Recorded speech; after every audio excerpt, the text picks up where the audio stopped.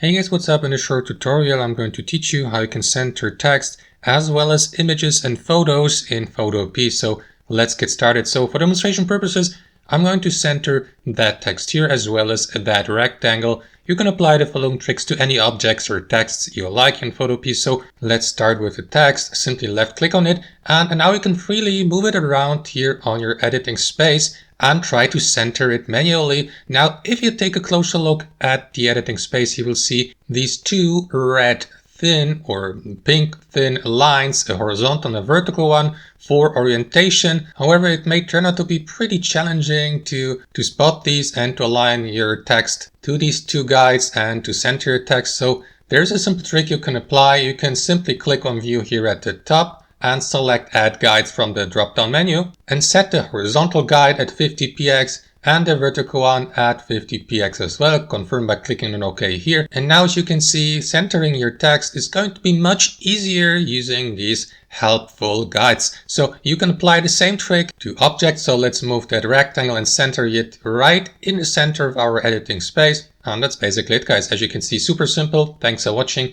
and have a wonderful day.